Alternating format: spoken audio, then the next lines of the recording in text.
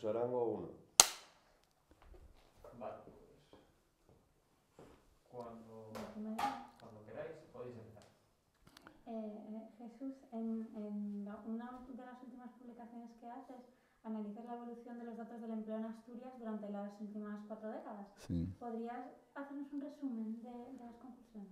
Sí, bueno, el empleo en Asturias, el titular de esa publicación lo dice todo. Es insuficiente en estos 40 años y desigualmente distribuido. A ver, si cogemos del 80 al año 20, prácticamente es el mismo empleo. Hay una diferencia de 676 ocupados más.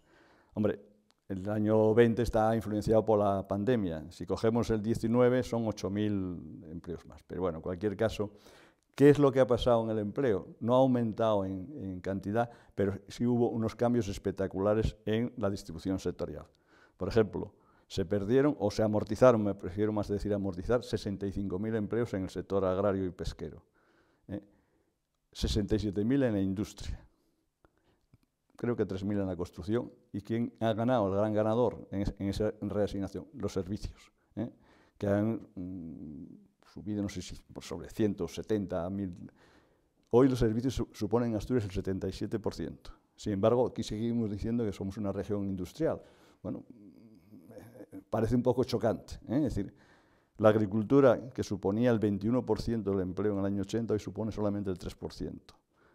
La industria creo que es el 12%, 12-13%, era un tercio en el año 80. Y los servicios son el 77%.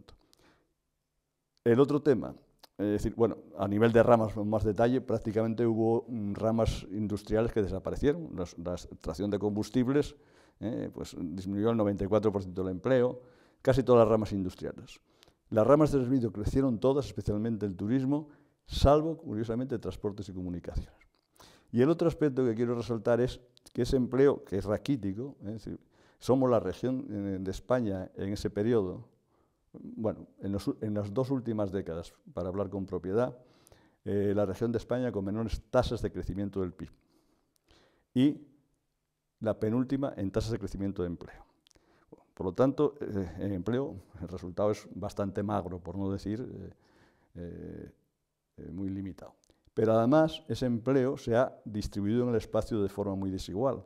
Es decir, se han perdido muchos empleos en las zonas rurales como consecuencia de la amortización de puestos en el sector agrario, y eso no se ha reemplazado por otro tipo de empleos y diversificación de esas zonas, con lo cual hoy la concentración en la zona central de Asturias es el 80% de la población, pero en el caso del empleo y del Producto Interior Bruto llega al 85%.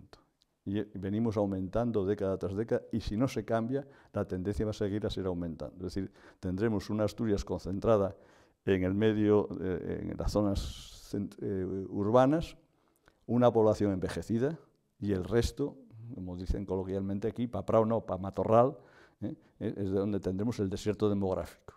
Por decir un dato, es decir, en pocos años, porque la velocidad de la caída de la población, cuando el saldo vegetativo de fallecimientos y nacimientos se va agrandando, como ocurre en Asturias, tenemos la tasa de natalidad más baja de España y la de defunciones más alta, es una caída progresivamente más acelerada, como pasa con el virus. Bueno, pues en pocos años el 60% de Asturias será un desierto demográfico. 37 concejos estarán por debajo de 10 habitantes por kilómetro cuadrado.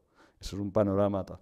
¿Qué hay que decir? Bueno, esos son los datos cuantitativos. Cualitativamente hemos hecho, tardando más de la cuenta, en mi opinión, una transición, una transformación económica que hace que la economía asturiana no se parezca en nada. En la economía asturiana hay, en estos momentos, una nueva economía de ramas industriales, de empresas con presencia internacional muy dinámicas, pero ¿qué es lo que ocurre? Que son insuficientes para generar el empleo que necesita esa región y para evitar que la gente joven, que son la gran sangría que ha ocurrido en las últimas décadas, no tenga que seguir marchando. Porque el problema que tenemos en Asturias, o sea, básicamente en los próximos años, es la materia prima fundamental para el desarrollo y la innovación, que es recursos humanos jóvenes. No nos van a pedir a nosotros ser emprendedores, ni a los bisabuelos, ni a la gente tal. Y ese es uno de los temas que en Asturias vamos a tener escasez. Y entonces, bueno, pues yo confío que si las cosas se hacen bien, podemos ahora en estos momentos dar un gran salto adelante. La tecnología lo permite. Ahora la política es la que tendrá que decir si emplea los recursos presupuestarios que son escasos, van a ser escasos, en lo que hay que destinarlos o no. Y hay que tomar ejemplo de otras cosas que ocurrieron en el mundo. Es decir, las tasas de crecimiento, si las acumulas varios años, estamos acostumbrados a operar sumando, pero no multiplicando. Eso lo decía un Nobel en Economía, Paul Romer. Y entonces el ejemplo es Irlanda. Irlanda era un país que cuando entramos en la Unión Europea en el año 86 estaba por debajo de España en Producto Interior Bruto por habitante. Sin embargo, en 15 años se colocó en el segundo país de la Unión Europea detrás de Luxemburgo por habitante. Tiene un truco porque parte de ese Producto Interior Bruto sale de Irlanda porque las multinacionales después sacan los excedentes, pero en cualquier caso fue un crecimiento. Bueno, pues si Irlanda lo hizo, ¿por qué no podemos hacerlo los demás? Entonces, es decir, los datos, repito, no son alentadores, hubo que hacer cerrar sectores enteros como la minería, reducir el tema de la suja. Por poner un ejemplo, en la mitad de los 80, creo que fue en el año 85, Unosa y Ensidesa, que así se llamaban entonces, esas dos empresas de empleo directo tenían 40.000 personas. El impacto sobre el Producto Interior Bruto asturiano era del orden del 15% del directo. Yo calculo que más de un tercio de la economía asturiana vivía de contratos con Unosa y Ensidesa. Y ese es un poco el panorama que tenemos. Es decir, ahora estamos en un tiempo crucial, un tiempo que hay que tomar decisiones rápidas, con incertidumbre, a lo mejor equivocándose, pero hay que romper con esa vocación que tenemos en Asturias de ir despacio, que somos víctimas, creer que van a venir grandes volúmenes de recursos, eso no va a volver a producirse. Y el tema que habrá que ver es cómo saltamos a la economía digital y el tema del cambio climático. Y eso es un tema que, bueno, está ahora sobre la palestra. ¿Y cuál cree? La receta, bueno, la receta primero, innovación. Es decir, en economía hay dos formas de competir. O hago lo mismo que otros, más barato o con más calidad, o hago cosas que otros no hacen. Entonces eso está relacionado con la innovación. En Asturias gastamos poco en innovación. El gasto en I+D está por debajo del 2%, es de las comunidades autónomas que están en la zona baja. No llegamos ni con mucho al 2%. Se ha aumentado el gasto en los últimos años. Yo confío que una decisión que ha tomado el gobierno recientemente, crear una agencia de la ciencia y demás, pueda estimular ese tema. Pero ahí los esfuerzos tienen que ser persistentes, no vale ni un año ni dos. Segundo, que ese gasto se materialice en resultados.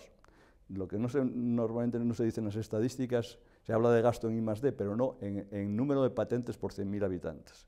Y hay que transformar el gasto en patentes. Es decir, y eso, por ejemplo, en Suecia, que tiene un gasto ya hace muchos años, cuando yo daba clases del 3% del PIB, tenía mucho éxito en patentes. Segunda receta, dedicarse a la exportación. Somos una región pequeña, que se hizo más pequeña. En el año 80 representamos el 3% del Producto Interior Bruto español, hoy representamos el 1,9%. ¿Cuál es la forma? Es decir, la forma es abrirse a los mercados exteriores. Y ahí tenemos que hacer un gran impulso, porque durante muchos años las empresas asturianas giraban en torno a Ensidesa y mientras que, por ejemplo, la economía vasca lleva muchos años exportando. Y ese es un tema fundamental. Asturias o hace una economía de base exportadora fundamentalmente, o es imposible que crezca. Es un mercado de 1 millón de habitantes y ese mercado no da para desarrollarse. Tercera cuestión, aprovechar los potenciales que tenemos. Tenemos algunos potenciales importantes. Uno, el agua. Vamos a un mundo con el cambio climático donde el agua va a ser un bien escaso. Hay que empezar a hablar en Asturias de economía del agua, como factor de localización. El otro tema, tenemos un volumen de recursos ociosos en Asturias extraordinario. La mitad de Asturias, 500.000 hectáreas, son de los llamados montes comunales, que están o infrautilizados o ociosos. Y hay un margen muy importante para implantar temas forestales, sumideros de CO2, ganadería de vacuno y de reciella. Hay que recordar que Asturias tenía en mitad del siglo XIX 500.000 de ovejas y cabras y hoy tiene menos de 75.000. por decir un índice de aprovechamiento, Guipúzcoa, que es la provincia más pequeña de España, que es 1/5 de Asturias, tiene el doble de ovejas que Asturias. Por lo tanto, tenemos ahí un potencial enorme durante muchos años. Es una tarea difícil, pero ahí está. Otro tema, tenemos una ventaja que hay que explotar en estos momentos, que es el poblamiento disperso. Desde el momento de que surgen pandemias y van a repetirse, ofertar en Asturias la posibilidad, pero esa es una potencialidad, pero hay que gestionarla. Yo abriría una ventanilla para los nuevos pobladores. Y ahí metería desde los que llaman, ¿cómo se llama?, transhumantes digitales, nómadas digitales, que vienen a instalarse en sitios de Asturias y hacer desde aquí el teletrabajo, o también aquellos que alternan la ciudad con las zonas rurales. Y ahí habría que hacer toda una política activa, diferenciar lo que son zonas de poblamiento disperso alrededor de las ciudades, que eso va a ser mucho más fácil, con las localizaciones más alejadas. ¿Condición necesaria para todo eso? Cobertura de banda ancha. Llevo un cuarto de siglo diciéndolo, predicando en el desierto. Ahora parece ser que se han dado cuenta de que va por ahí y ya está en la agenda política, con 25 años de retraso. Dinamarca, en el año 96, ya hizo un plan para implantar la sociedad de información. O sea que las cosas ocurren como ocurren. Y ahora, las grandes propuestas, debates en el Parlamento, la red de banda ancha en el medio rural, no, ahora ya estamos en otra. Es decir, ¿para qué sirve la banda ancha?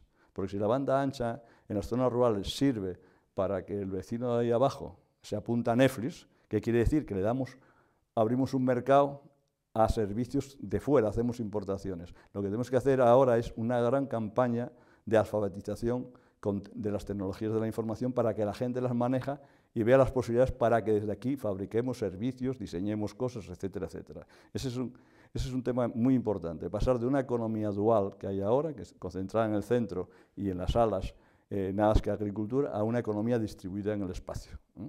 Y a la vez que sea una economía circular, lo cual es, una cosa es decirlo y otra cosa es hacerlo, porque Asturias, hablamos de Asturias paraíso natural, sí, pero también Asturias industrial tiene muchos problemas de residuos y de emisiones de CO2. Y el tema, los problemas no hay que esconderlos, hay que afrontarlos.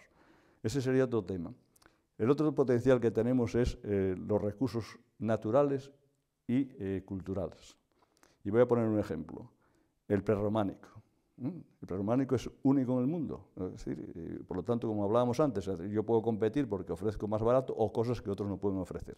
Bueno, pues llevamos 3 décadas o más que se declaró Patrimonio de la Humanidad, pero si cualquiera de los que estamos aquí queremos mañana invitar a un amigo a ver el prerrománico desde Villaviciosa hasta aquí, hasta Santianes, que es la más antigua, pasando por Oviedo, no hay en el mercado esa oferta. O sea, que no somos capaces de valorizar el patrimonio. Ahora con las sidras, están ahora en Fitur hablando del patrimonio de la humanidad. Bien, una de dos. O la sidra cambiamos de filosofía o el mercado ya está saturado. Salvo que le demos sidra a los niños en vez de leche maternal, el mercado ya está saturado. ¿Qué es lo que tenemos que pensar? En exportar. Y como no vamos a exportar el escanciador con la botella, lo que tenemos que hacer es botellas que no necesiten escanciarse y buscar nuevos mercados para seguir desarrollando. Es decir, tenemos que ser capaces de, esa palabra, valorizar lo que llamaba la OCDE en los años 90 el cultivo de los atractivos rurales. Es decir, aquí en Asturias se viene la gente, ahora que bueno, es un destino seguro, no sé qué, y viene multitud de gente en los veranos, y no se piensa en el resto del año, pero bueno, en los veranos, pero no paga nada. Es decir, yo voy a cualquier sitio, voy a Doñana y tengo que comprar una entrada que genera 2 empleos en el autobús que voy, con el de guía. Aquí se va a los picos de Europa, se entra al Parque Somía, a todos lados, gratis. Y ese tipo de cosas hay que cambiarlas, hay que sacar recursos económicos de nuestros recursos naturales.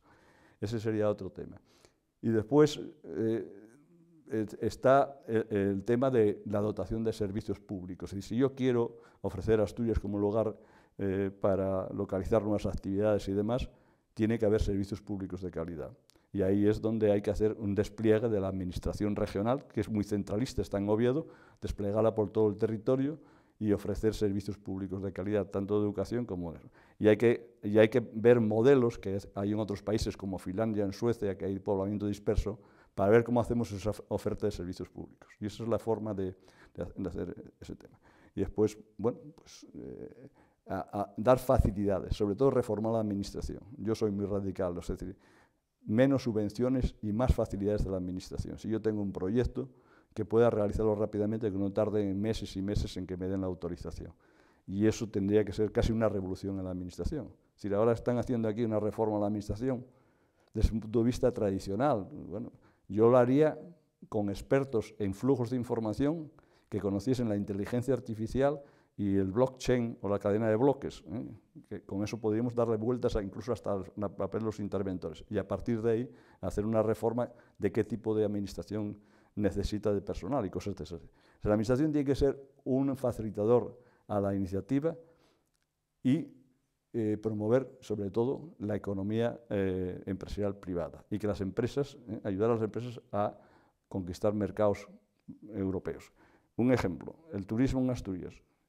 Tenemos un mercado potencial, que es el senderismo y los caminos de Santiago. ¿Dónde tenemos que dedicarnos? No solamente al resto de España, sino a 500 millones de europeos, que es nuestro mercado potencial, como lo aprovecharon los de Huelva vendiéndoles fresas, no hacen festivales como nosotros, pero vendieron en toda Europa, Murcia o Almería. Entonces o sea, Asturias tiene que salir, darle la vuelta, dejarse de los debates circulares entre nosotros. Tiene el problema de los localismos. Yo siempre digo, mi frase es decir, yo no voy a vivir, pero de aquí al 2050, cuando es el objetivo del Plan Europeo Verde, yo quisiera una Asturias innovadora, con un área metropolitana potente, con zonas rurales renovadas y diversificadas, con una economía circular y neutra climáticamente. Y esa es la visión que había que discutir y en función de eso ver qué prioridades y secuencias, instrumentos tenemos para llegar a ese objetivo. Veo a veces que el debate aquí está perdido en otras historias. Y Jesús, usted también ha tenido una vertiente política vinculada al campo muy importante. Del año 82, en mayo del 82, va a hacer ahora 40 años, hasta julio del 87. Claro, la transformación fue revolucionaria. Por dar algunos datos, en los años, cuando yo entré de consejero en el 82, la imagen de Asturias de la leche era las lecheras en la cuneta de las carreteras, porque los camiones de recogida no eran cisterna, en las explotaciones no había tanques de leche en frío ni salas de ordeño, porque no había potencia eléctrica. Hubo que hacer un plan urgente de electrificación rural. Hubo que hacer una campaña de saneamiento, había niveles muy altos de enfermedades en la cabaña. Y había en el año 80 40.000 explotaciones lecheras, pero muy pequeñas. Se recogía leche hasta en Somiedo. Costaba recoger un litro en Somiedo 8 pesetas. Bueno, la explotación media del año 87, que fue cuando se establecieron las cuotas, era de 18.000 litros al año. Hoy hay en torno a 1.000 explotaciones lecheras y la explotación media anda por 320.000 litros. El cambio fue espectacular, mejora de genética, pasamos, digo yo a veces desde los años 50 ahora, del arao romano al robot de ordeño. ¿Qué pasa? Hay más productividad en los pueblos, pero menos vecinos. No hemos llenado esas zonas que han amortizado explotaciones marginales y suplantado necesidades de mano de obra con otras actividades. Y el otro tema que a mí es decir, más productividad no quiere decir más rentabilidad económica. El problema que tienen en Asturias las explotaciones lecheras es de viabilidad económica. Yo hice un estudio en el año 2010 y una explotación en el 2010 de 450.000 litros de leche al año, que es una explotación importante, perdía de aquella, con ayudas incluidas de la PAC, 25.000 euros. Y cuando digo perdía, era porque le imputábamos un salario a la mano de obra familiar y un tipo de interés al capital invertido, que es muy importante. Desde entonces para acá ha ido para peor, porque la evolución de la tijera, precios de la leche percibidos y precios de los piensos, ha sido desfavorable. O sea, ha avanzado más el precio de los piensos que el de la leche. Por lo tanto, la viabilidad es muy problemática. ¿Qué es lo que tendremos que ver? Bueno, ver cómo se fijan los precios en el sistema de la leche. Y hay que buscar un indicador que refleje los cambios en el precio de los piensos, como hacen en Estados Unidos, que es el principal componente de costes. Eso por un lado. Tenemos que atacar, decir, bueno, cuáles son los costes de una explotación lechera en Asturias, más o menos, y cómo podemos reducirlos. Y uno de los costes más importantes es que ese gran cambio que dije antes de 40.000 explotaciones a 1.000, pues se ha hecho a base de aumentar el número de vacas, pero no el territorio. Y entonces, vacas que además comen mucho más, es decir, como si yo paso de un SEA 600 a un Porsche, claro, corre más, pero también consume más gasolina. Y ese consumo es a base de piensos comprados fuera de la explotación. Hay que ver cómo eso lo podemos reducir algo. El otro tema, el otro componente importante de costes es la maquinaria. La gente se ha cargado de maquinaria individualmente en vez de existir cooperativas de maquinaria como existen en Dinamarca. Y ahí tendríamos que ver cómo se reduce. Y el otro tema que es muy importante es los costes de recogida de leche. Es decir, por el mismo pueblo pasan más de una cisterna y eso encarece el coste. Habría que pensar en una empresa única, público-privada, que hiciese como en Estados Unidos, como el Reino Unido, de una única línea de recogida y después suministrar a las empresas. Y eso es un reto muy importante por lo que voy a decir a continuación. Si no espabilamos en ese tema, no solamente en Asturias, sino en toda la cornisa, tenemos el peligro de la rentabilidad económica. ¿Cuál es ese peligro? El proyecto que, por ejemplo, está una cooperativa navarra intentando poner en Soria, una granja de 23.520 vacas que producen 200 millones de litros al año. Obviamente tienen 368 millones de kilos de residuos, de excrementos. Pero imaginemos el tema, 200 millones con 3 granjas de ese tipo, son más que la producción de Asturias actualmente, que son de 560.000. Y esas granjas no tienen costes de recogida apenas y están muy próximas a un gran centro de consumo. Y entonces, esa es una discusión que vamos a tener en los próximos años. Es decir, cómo queremos desarrollar la agricultura ligada al territorio o desde el punto de vista de suministro de leche en términos estrictamente económicos. El otro tema que tenemos en Asturias, o hay varios, es el de la carne. La carne tenemos un potencial muy importante en los pastos, pero seguimos sin hacer carne, hacemos recría de animales, o sea, cría de animales, vendemos al destete, o sea, ¿por qué? Porque muchas explotaciones familiares de la montaña, que han aumentado la cabaña, el rebaño de forma, lo han multiplicado por 2 o por 3, no tienen el suficiente recursos financieros para ¿qué? Para alimentar a ese ternero hasta que se haga vacuno mayor, que es cuando haces carne, cuando va al matadero. Entonces lo que hacen es venderlo a los 2 meses y la recría se hace fuera. Una parte muy importante. Y ese es un tema que hay que resolver si queremos hacer carne de calidad ligada a los pastos que hay abundantes en el. El otro tema que tenemos ahí es también el tema de los residuos, que hay que solucionarlo, igual que en las explotaciones lecheras, convertir eso en gases renovables. ¿Por qué? Porque los rebaños de los pastos, por ejemplo, en Somiedo han aumentado mucho y mientras que están en el prado en la primavera y hasta el otoño, hasta llegar el invierno, no hay ningún problema, no emiten ninguna contaminación ni residuos. Pero el problema es cuando ahora tienen que almacenarlos en los pueblos de invierno y eso hay que buscar soluciones. Y hay soluciones técnicas es decir, de la carne sabemos muy poco, ¿no? Sabemos muy poco en sentido de costes. Y tanto en la carne como en la leche había que poner en marcha gestión económica. Es decir, esas explotaciones han cambiado mucho, han mejorado la genética, se han modernizado con maquinaria, pero saben muy poco de costes y de la gestión.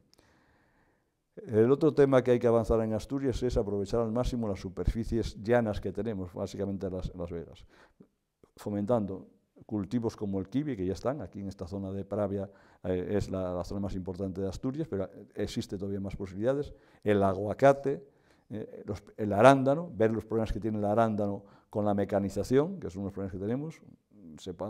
Hay que saber que, por ejemplo, el arándano y la manzana de sidra la recogen en Asturias senegaleses, es decir, que estamos con esos tipos de cuestiones. Y después tenemos el gran tema que hablaba antes, que es el tema forestal. Tenemos ahí trabajo para 50 años, porque tenemos la mitad de Asturias, digamos, con posibilidades de hacer un relanzamiento del tema forestal, para que son inversiones a largo plazo, pero ahí también podemos meter como cortafuegos grandes extensiones de pastos y reintroducir el tema de como cortafuegos y para impedir avanzar el matorral. Y eso son un poco, de forma apresurada, los cambios y los desafíos que tiene en estos momentos Asturias. La apertura de la economía española después de una etapa de autarquía supuso la válvula de escape de la inmigración. Primero la hubo a ultramar, de aquí salieron en un siglo 400.000 jóvenes asturianos, que después gran parte de ellos fueron grandes empresarios. Pero centrándonos ya en el tema desde los años 60 hasta ahora, hay municipios, por ejemplo, que perdieron el 95% de la población, Pessoz, es el paradigma, pero más del 50% de la población, casi la mitad o más de los municipios. Es decir, y esa dinámica sigue, es acumulativa. Datos se pueden dar muchos, pero el tema que a mí me preocupa es que se cree que eso se puede abordar con medidas paliativas, como por ejemplo ayudas a la natalidad, etc.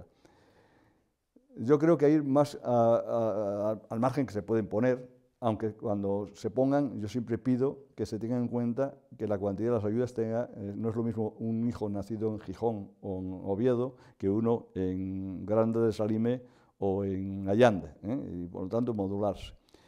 Pero a lo que iba, es decir, entender de que el declive demográfico, yo diría más bien la catástrofe demográfica que te da Asturias, no es la causa del despoblamiento, sino es los efectos de un modelo económico que antes hablábamos, es decir, que está concentrado cada vez más la tendencia hacia el centro, con poca generación de empleo y en todas las zonas rurales sin oportunidades de empleo ni diversificación. Y mientras que no cambiemos a un modelo donde veamos Asturias en su conjunto, lo que llamaban antes economía distribuida. Yo siempre cojo mucho la referencia de dos países que son diferentes pero que me gustan, Dinamarca y Austria, que hacen políticas de distribución en el territorio. Es decir, ya hace muchos años, Viena no aumenta significativamente de habitantes y uno camina o recorre las zonas de montaña de Austria y ve población y actividad en esas zonas. Mientras que eso no seamos capaces de hacerlo aquí, y en Dinamarca pasa lo mismo. En el caso de Austria es un país montañoso, en Dinamarca es un país muy llano. Mientras que no seamos capaces de hacer ese tema, no hay remedio. No hay remedio. Entonces, hombre, no quiero dar una visión catastrofista, pero si dejamos que las cosas sigan así, en no pocos años tendremos un centro de Asturias de gente muy mayor, cobrando una pensión, unas pocas empresas y el resto, fauna salvaje. Los jabalíes ya están en las ciudades, pues estarán jabalíes, lobos, osos, y después habrá, como en la Edad Media, una especie de castillos aislados al margen de la fauna salvaje que serán algunas villas que resisten. Y ese es el tema de una visión a la cual nos lleva si funcionamos con la tendencia del mercado. Hay que hacer intervenciones. Claro, un dato que voy a dar. En mi época de consejero yo me empeñé para muchas cosas me han dado disgustos, pero mi principio de coherencia es decir lo que pienso y tratar de hacer lo que digo. Y yo llevo muchos años estudiando el tema de los desequilibrios en Asturias. En el año 82 ya publiqué bastantes cosas.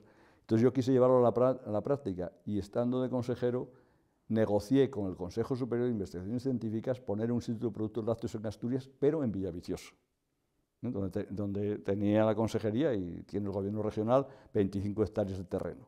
Y está allí otro centro de experimentación. Se llevó allí. Bueno, pues cuando Villaviciosa no había ni internet, estaba mal comunicada. Bueno, pues ahora, hace un año, se puso como gran noticia que traen el Instituto de Productos Lácteos de Villaviciosa para Oviedo, cuando Villaviciosa está comunicada con todo tipo de autopistas hacia Gijón y Oviedo, hay internet. Es decir, ese es un síntoma que va contra una máxima que ya dijo el mejor político que hubo en Asturias, que es poco citado, es Campomanes. Está poco citado porque no estaba por aquí de ocioso como Jovellanos, sino que estaba en Madrid haciendo de primer ministro. Jovellanos decía que en el año 74, Jovellanos se considera el padre del desarrollo rural. Decía que había que llevar las industrias a los pueblos para evitar la destitución. Bueno, pues aquí las últimas síntomas es que estamos haciendo lo contrario. O cambiamos radicalmente y empezamos a tomar decisiones de centros públicos, sacarlos del centro, que pueden hacerse hoy en día. Por ejemplo, la agencia esta de ciencia, pues personal que se puede hacer nuevo a algún centro puede hacerse en Villaviciosa o en Tapia tiene otra finca el gobierno regional. Es decir, cambiar de filosofía y si no, pues seguiremos hablando del despoblamiento. Es decir, pero el despoblamiento, repito, quedan muy pocos y los que quedan son viejos. Y como no pongamos a las abuelas ahora a tener hijos, pues en pocos años es lo que va a haber.